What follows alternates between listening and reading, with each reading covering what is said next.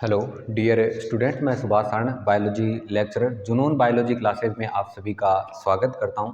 आज अपन एक नया टॉपिक लेके आए हैं और उस टॉपिक को जानने की कोशिश करेंगे। ह्यूमन फिजियोलॉजी का टॉपिक है।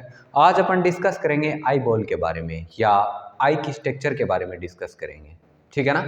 तो आई की स्ट्रक्चर कैसी होती है, किस प्रकार की बनी होती है, कौन कौन सी लेयर से बनी होती है, कहाँ पर क्या प्रेजेंट होता है, उसका अपन डिस्कस करेंगे, ठीक है ना। आज अपना क्या टॉपिक रहेगा? आई स्ट्रक्चर।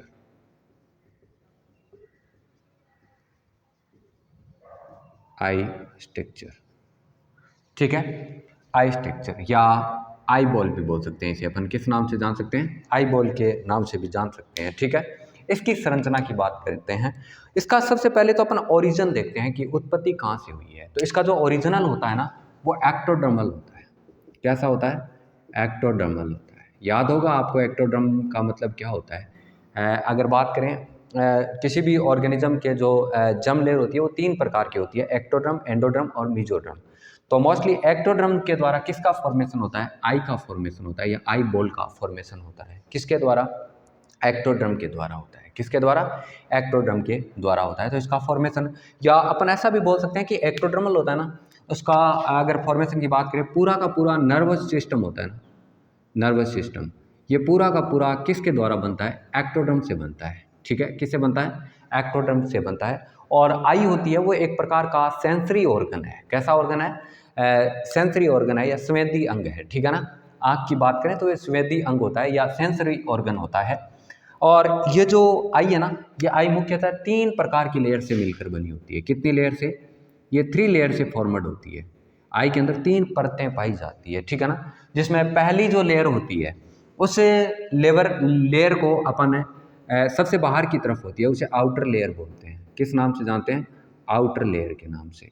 और सबसे अंदर की तरफ होती है, उसे इनर लेयर के नाम से जानते हैं। किस नाम से जानते हैं? इनर लेयर के नाम से।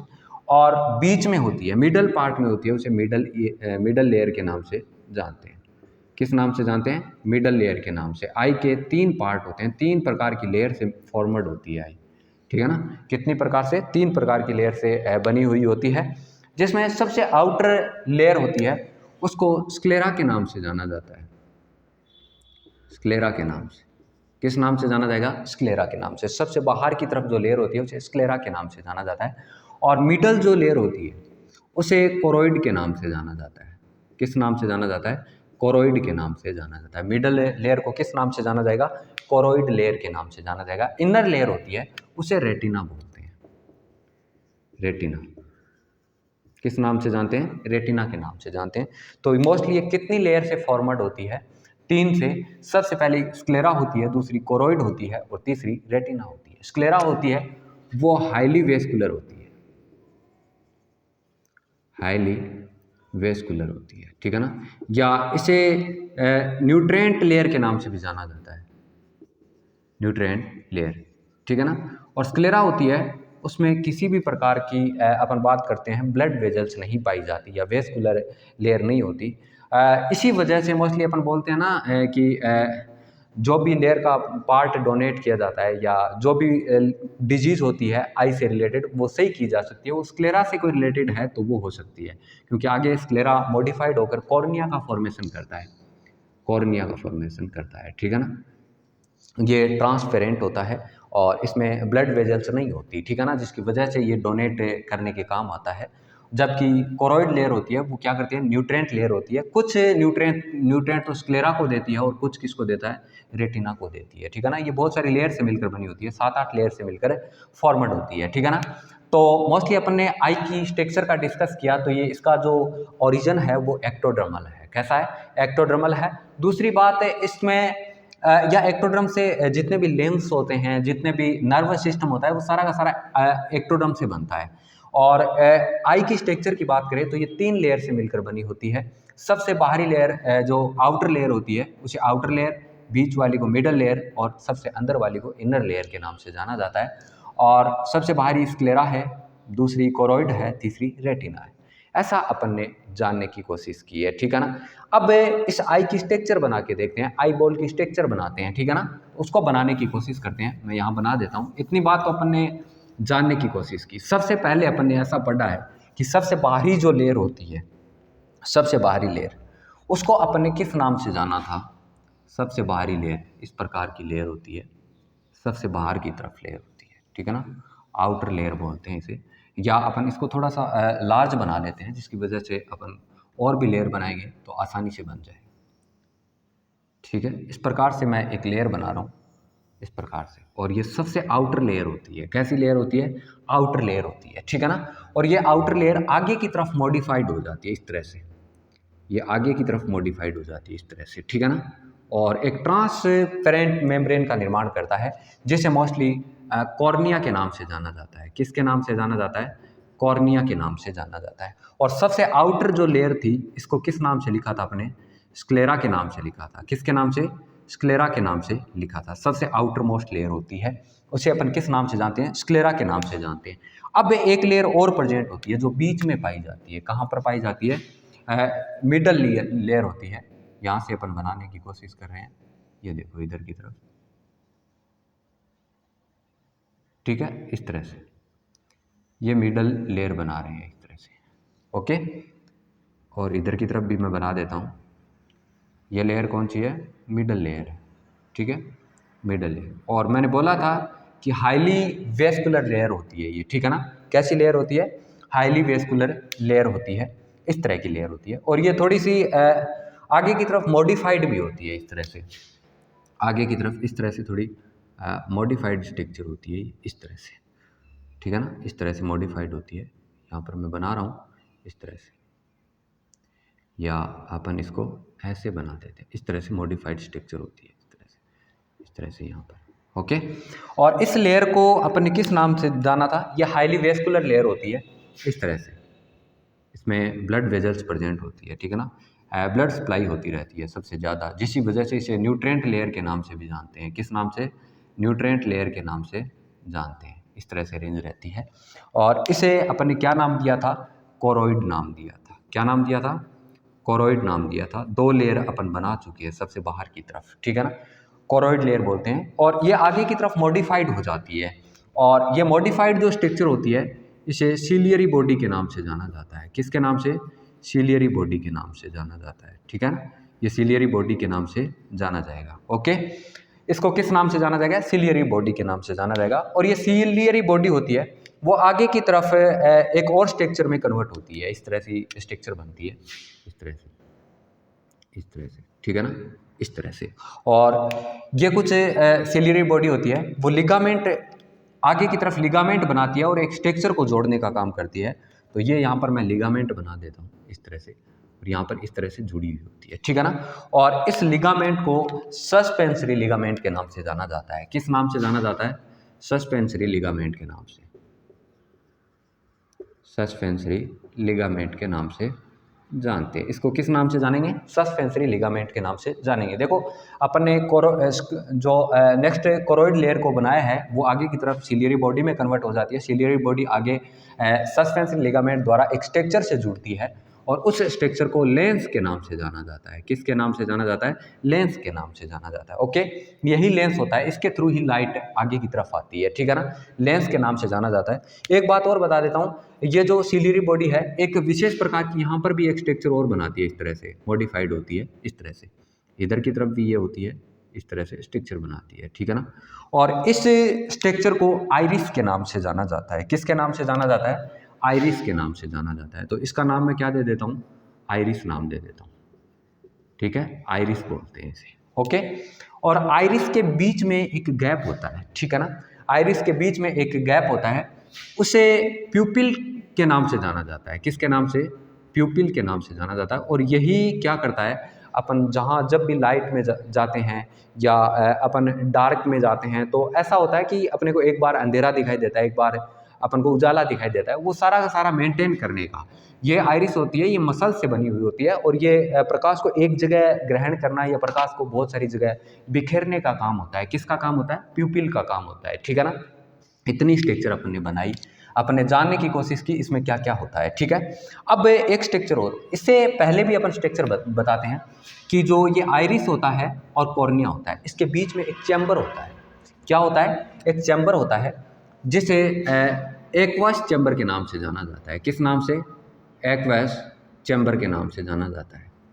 इसे एक्वस चैम्बर के नाम से जाना जाता है, या इसे एक नाम और से भी जानते हैं, इसे एक्वस ह्यूमर के नाम से भी जाना जाता है।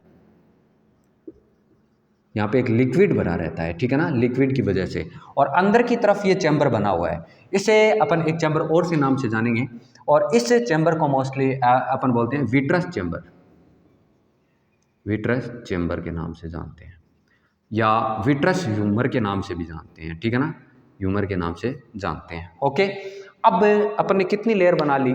2 लेयर को बना लिया है। कितनी लेयर को बनाया? 2 को। सबसे पहले ऊपर की तरफ जो लेयर होती है, सबसे आउटर लेयर, उसको अपन ने किस नाम से लिखा है? यहाँ पर लिखा हुआ होगा, सबसे ऊपर की तरफ जो लेयर होती है इसे स्क्लेरा बोला है, ठीक है। उसके बाद में कोरोइड होता है, इसके अंदर की तरफ एक वाइट कलर की लेयर और पाई जाती है, इस तरह से अंदर की तरफ, अंदर की तरफ, और इस लेयर को अलग नाम से जाना जाता है, और इस लेयर को रेटिना के नाम से जाना जाता है। किस नाम से जाना जाता है? रेटिना के नाम से जाना जाता है, और ये सबसे मोस्ट लेयर होती है। विजन की सबसे मोस्ट लेयर यही होती है, सॉरी मोस्ट लेयर यही होती है, ठीक है ना, रेटिना होती है। और ये रेटिना 3 लेयर से फॉर्मेड होती है। कितनी लेयर से फॉर्मेड होती है? 3 लेयर से। मैं तीनों के नाम बता देता हूँ। सबसे पहली जो लेयर आती है उसे यह 3 सेल से फॉर्मेड होती है। सबसे बाहर की तरफ रिसेप्टर सेल्स होती है, रिसेप्टर सेल्स होती है, ठीक है, सबसे बाहर की तरफ। उसके बाद में एक सेल आती है जिसे अपन बाइपोलर सेल बोलते हैं। किस नाम से जानते हैं? बाइपोलर सेल के नाम से। इसके अलावा एक सेल और प्रेजेंट होती है जिसे गैंग्लियन सेल के नाम से जानते हैं, गैंग्लियन सेल, ठीक है ना। इस तरह से सबसे यहाँ पर जो लेयर होगी वो किसकी होगी? कौन सी होगी? रिसेप्टर सेल, ठीक है। उसके बाद में एक सेल और बनेगी, या एक लेयर और बनेगी। उस लेयर को अपन ने किस नाम से जाना है? किस नाम से जानने की कोशिश की है? बाइपोलर, ठीक है। उसके बाद में रिसेप्टर होती है। तीसरी जो स्ट्रक्चर होगी वो कौन सी होगी? रिसेप्टर सेल होगी। ओके, ये होगी, ठीक है ना। और मैं एक बात बता देता हूँ, जब भी सबसे पहले कॉर्निया के थ्रू लेंस के अंदर लाइट आती है, सबसे पहले लाइट आती है, मान लो यहाँ से सनलाइट आ रही है, ये लाइट आती है, कॉर्निया में जाती है, प्यूपिल से होकर लेंस के पास जाती है, लेंस के पास से होकर ये सबसे पहले रेटिना की कौन सी सेल पे? रिसेप्टर सेल पे जाती है, और रिसेप्टर सेल से लाइट कहाँ पर जाएगी? बाइपोलर सेल के पास आएगी, और बाइपोलर से किसके पास आएगी? बाइपोलर सेल से किसके पास आएगी? गैंग्लियन सेल से। और गैंग्लियन सेल से कुछ नर्व निकलती है, इस प्रकार से दोनों तरफ से निकलती है, इस प्रकार से नर्व निकलती है इससे, और ये सारी की सारी नर्व कहाँ पर जाती है? ब्रेन के पास जाती है। किसके पास? और ब्रेन के पास जाती है, और ब्रेन के पास जाने के बाद में अपने को विजन होता है, दिखाई देता है, ठीक है ना। इस प्रकार की लेयर होती है 3 प्रकार की, ठीक है ना। कौन कौन सी? रिसेप्टर सेल, बाइपोलर सेल और गैंग्लियन सेल। और रिसेप्टर और सेल होती है, ये मोस्टली 2 प्रकार की सेल से फॉर्मेट होती है। एक को बोलते हैं रॉड सेल, और एक होती है कोन सेल, ठीक है ना, कोन सेल बोलते हैं। एक को किस नाम से जानते हैं? कोन सेल के नाम से जानते हैं, ठीक है ना। और अब मैं बता देता हूँ, ये जो रॉड सेल और कोन सेल है ना, ये यहाँ से कुछ गैंग्लियन निकलती है, इसके आगे की तरफ एक अपन बोल सकते हैं फ्लूइड स्पॉट होता है, ठीक है ना, या जिसे अपन ब्लाइंड स्पॉट के नाम से भी जानते हैं। किस नाम से? ब्लाइंड स्पॉट के नाम से जानते हैं। यहाँ पर किसी भी प्रकार की रोड या कोन सेल नहीं पाई जाती, रोड या कोन सेल एब्सेंट होती है। क्या होती है? एब्सेंट होती है। इस प्रकार की स्ट्रक्चर किसकी होती है? आई की होती है। किसकी? आंख की संरचना होती है। अपन ने कौन सी स्ट्रक्चर को जानने की कोशिश की? आई की स्ट्रक्चर को जानने की कोशिश की। सबसे पहली जो लेयर आई वो क्या थी? कौन सी लेयर थी? सबसे पहली स्क्लेरा थी। स्क्लेरा आगे मॉडिफाइड होकर एक ट्रांसपेरेंट मेम्ब्रेन में कन्वर्ट होती है, जिसे अपन क्या बोला? कॉर्निया बोला। उसके बाद में एक लेयर और आई, मिडल लेयर होती है। ये मिडल लेयर को अपने किस नाम से जाना? कोरोइड लेयर के नाम से जाना। और ये कोरोइड लेयर आगे की तरफ थोड़ी मॉडिफाइड हो जाती है, और किस में कन्वर्ट हो जाती है? सिलियरी बॉडी में कन्वर्ट हो जाती है। सिलियरी बॉडी के अंदर सिलियरी बॉडी आगे मॉडिफाइड होकर सस्पेंसरी लिगामेंट बनाती है, जो लेंस को जोड़ने का काम करती है।